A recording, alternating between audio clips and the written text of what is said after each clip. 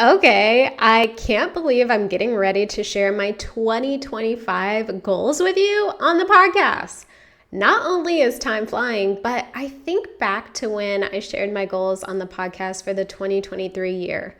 I am so grateful for another year of the City Girl Savings podcast, but I'm also grateful to have learned long ago that time keeps going. So every opportunity I get to make the most of it, I take full advantage. I've been setting goals for decades, and I have no doubt they've helped me get to where I am today, whether I actually reach those goals that I set or not.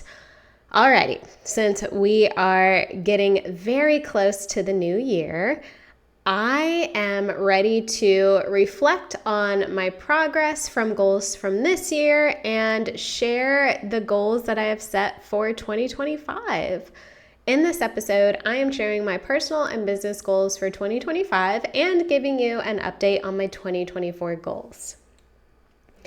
So I want to share that I'm recording this episode about a month and a half before the year ends. So the Virgo in me needs to make sure that I am ahead on my content. So we still have a little bit of time before the year actually ends. Please keep this in mind as I share the progress of my goals from this year, because they can change between now and the time you actually hear this. I do share on the City Girl Savings blogs a year-end goals recap at the last day of the year, and I've been doing this for years, even before the podcast. So if you want to know how things truly turned out with my goals, definitely check that article out. Okay, so let's get to my progress on my 2024 goals. So in episode 134 of the podcast, I did a mid-year goals check-in.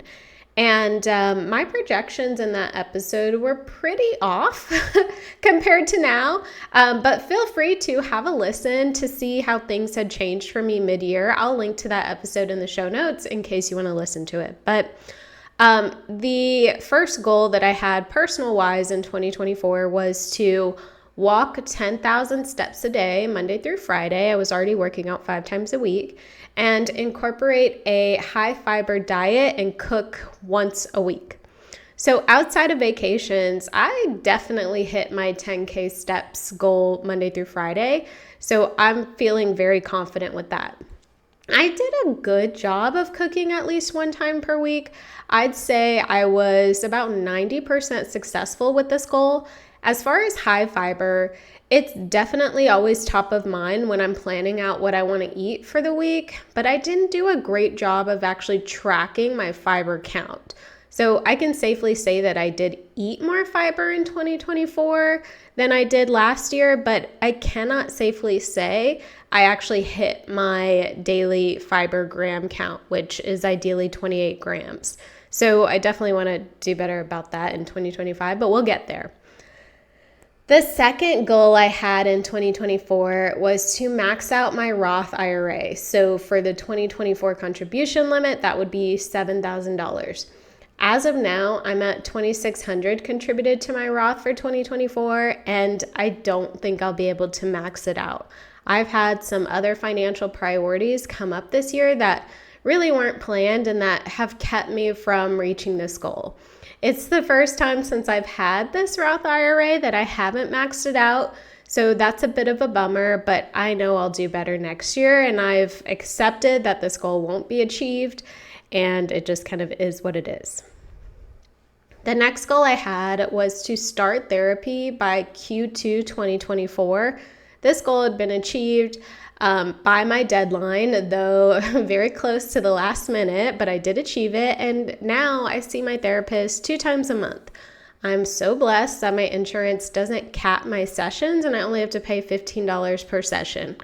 I did get an email yesterday, though, saying that's probably going to change for 2025, so I'll need to figure that out, but I have reached this goal, and I'm very happy with that. My next goal for 2024 was to practice French once a week. I would say I was pretty good with this goal the first half of the year. I mean, outside of vacations or busy times in the business, I definitely practice French once a week. Unfortunately, after August, I fell off. It wasn't that I forgot to do it because I actually have a weekly recurring task to practice French in my Asana, but I just mentally couldn't do it. Like, I knew that if I did practice, I wouldn't retain what I would be learning. So I just didn't do it. I just kind of thought, well, why am I going to, I don't want to say waste my time because that sounds so bad, but essentially, like, why am I going to practice, French when I'm not in a mental position to retain what I'm learning?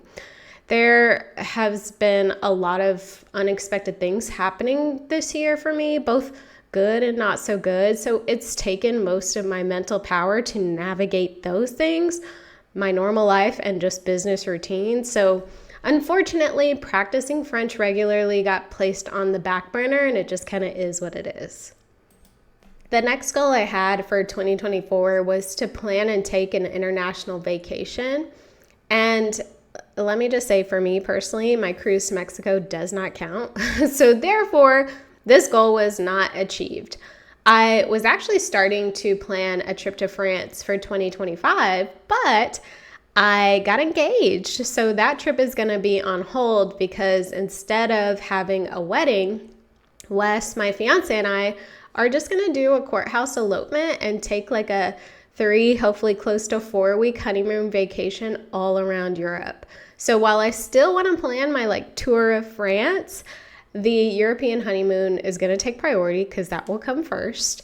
And although we're not really clear on timing just yet, that will definitely be the next international trip we take. So this goal was not technically achieved in 2024, but a bigger, better international vacation goal is going to be on the horizon. And the final personal goal that I set for 2024 was to pay off my car. I did this in January, and so, this goal has since been achieved, and life without car payments is pretty lovely, so I'm very glad that I prioritized getting that done. Now, I want to share the progress on the 2024 business goals as well. The first goal that the business had for 2024 was to reach 65,000 episode downloads for the year. So that would be an increase of about 1,250 downloads per month. We did not reach this goal. Podcast downloads have dropped pretty drastically. Through my research, I found out this is kind of across the board due to the changes that Apple Podcasts has made. So unfortunately, this goal is nowhere near close to being achieved and will definitely be reevaluated for 2025.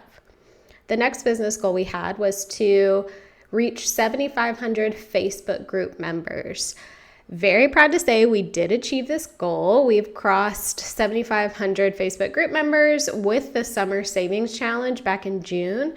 And at the time of this recording, we're at 8,025 members. So that's pretty exciting. If you are on Facebook and you're not in the City Girl Savings Facebook group, I highly, highly recommend you join it. It's such an amazing interactive community. So many people just sharing thoughts, fears, emotions, tips. It's such a great community. If you want to surround yourself with people who are also working to better their finances, definitely join that. I'll link to it in the show notes. The next business goal we had for 2024 was to have 10,000 newsletter subscribers.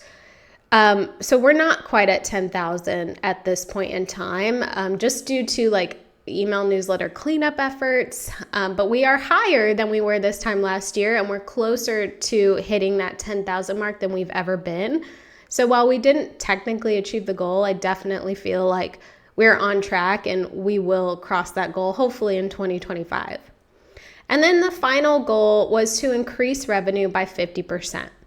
So you may or may not remember that 2023 was actually a revenue backslide year for City Girl Savings. So I'm very happy to share that in 2024, we're back to our normal numbers. And we're trending to have increased revenue by 20 to 25% compared to last year. So we're not technically reaching the goal of 50%, but definitely seeing a big improvement, which is really most important. So that's pretty much where I'm at from a personal and business perspective as it relates to goal progress for 2024. And All of that reflection and realizations have played a role in the goals that I've set both for personal and business for 2025. And so I just want to take a second to share with you, if you are setting goals, make sure you are tracking your progress towards those goals. Make sure you are reflecting and assessing what worked and didn't work, and you're using that information to set your next year's goals, right? If you just kind of set goals, don't really, pay attention to them, and then the next year comes and you set even more goals, it's not as effective as it can be with you taking the time to reflect and assess and figure out what works and what doesn't work, so you can use that information for future goal setting. So just wanted to throw that out there, but let's get to my personal goals for 2025 first. So the first goal that I have for 2025 is to walk 12,000 steps a day, Monday through Friday. So I did a good job of hitting 10K steps in 2024, but I noticed that I didn't really lose any weight. Now, I'm very much aware that is probably because of my diet, but I also feel like my body is just used to 10K steps now. So I want to challenge myself to start reaching that 12K steps mark Monday through Friday. I also, kind of piggybacking off this goal, I want to see changes in my weight. And it doesn't necessarily have to be on the scale, but I want to see my clothes fitting better. This means my diet has to be better. So my goal for 2025 is to limit my sugar intake, track my macros so that I can know if I'm in a caloric deficit or not. And I want to do this until I am happy with where my body is. So this goal is a tiny bit vague, and that kind of creeps me out a little bit, just because the more specific, the better. But I know with some of the other goals that I have, I think keeping it vague, keeping it a little bit higher level is going to be more effective for me. But 2025, 12K steps Monday through Friday, limit sugar, and track my macros. The next personal goal I have for 2025 is to max out my Roth IRA. The IRS just came out with all of their changes to contribution limits for 2025, and the IRA did not increase, so my goal is $7,000 for the year. Let me just add, since contributing to this Roth IRA is my only form of retirement savings, I have since, rolled over my old 401k into this. It will always be a goal of mine, just because, I am relatively young still, and I have a lot of time before I'm ready to retire. So this will always be a goal, but maxing out my Roth IRA, $7,000 for 2025 is on the list. The next goal I have for 2025 is to see a short-term rental profit. So one goal I did not expect to hit in 2024 was purchasing my second home in Palm Springs. That happened in July, and by mid-September, it was listed on Airbnb, Vrbo, and Furnish Finder. I've had a few bookings, and things are looking good so far for 2025. My goal is to see a profit, even if it's a very small profit. I want to have the short-term rental income cover the cost of the property's mortgage, utilities, and HOA fees. If I can do that, I am more than happy. If I can generate a profit, I am over the moon. But I definitely want to take advantage of this opportunity I'm in with this investment property and make sure that I'm being wise with tracking the income and expenses, and doing my best to make sure that we actually see a profit, or at the very minimum, break even. The next personal goal I have for 2025 is to read 2 books a month. So I didn't have a specific goal of reading more books in 2024, but I did want to read more in general, and I did. And now I'm ready to take it even further. So in 2025, I want to read, like physically read, not listen. I want to physically read 2 books a month. In 2024, I averaged 1 to 1.5 books a month, so this will be a challenge. You may remember that I had like a next level habit goal of reading as much as I watched TV in 2024, and that didn't really work out. So I'm definitely planning on being more intentional in 2025. And for me, having this kind of set goal is what's going to, challenge me to reach it. And the final personal goal I have for 2025 is to save more than I did in 2024. And this is specific to my HSA, my emergency fund, and my general investment accounts. I am not giving myself specific numbers to hit, but I want to make sure that my 2025 savings contributions are more than what I contributed in 2024. So the reason why I'm not giving myself specific amounts is because my income can change drastically. If the business does really well, I get paid more. If some of the other things in my life go well, I get paid more. So I don't want to be specific with how much to save, but I do want to make sure that I am saving more than I did last year. And that is kind of my barometer for making sure that I'm doing what I'm supposed to be doing with my money. Now let's get into my business goals for 2025. So the first business goal or City Girl Savings goal for 2025 is to increase revenue by 25% and increase profit margin by 5%. So considering that our revenue increased by 20 to 25% in 2024, I think it's a realistic goal to obtain a 25% increase in revenue for 2025. More than that, though, I'd really like to increase the company's profit margin by 5%. So that means there's 5% more profit than we had in 2024. Now, revenue is a great goal and an indicator of the business, but profit is more important, okay? Profit is the revenue less expenses. So if revenue goes up, but expenses also go up, that isn't necessarily great for a business, right? What's really important is that profit is increasing. So while I definitely do want revenue to increase, I want to make sure that profit increases as well. So this means I'll have to find ways to cut back or spend less in the business during the year, or if we're focused on increasing revenue, just making sure that expenses don't increase along with that revenue. So this particular goal is a little bit more in depth than I've had in terms of financial goals for the business, but I think it's going to be a great way for me to make sure that my eyes are on what's most important as it relates to our business finances. The second goal I have for the business for 2025 is to increase email subscribers by 10%. So the last 2 years, I had a goal of reaching 10,000 newsletter subscribers. And while I'd still be very happy with hitting that number, I don't think having an actual number set as a goal is an accurate representation of growth. And that's because we gain and lose email subscribers over the course of the year. So instead of me focusing kind of on a set number, like having X amount of subscribers, I'd rather focus on growth. So I want to make sure we have 10% more subscribers in 2025. I think that would be a great goal to accomplish.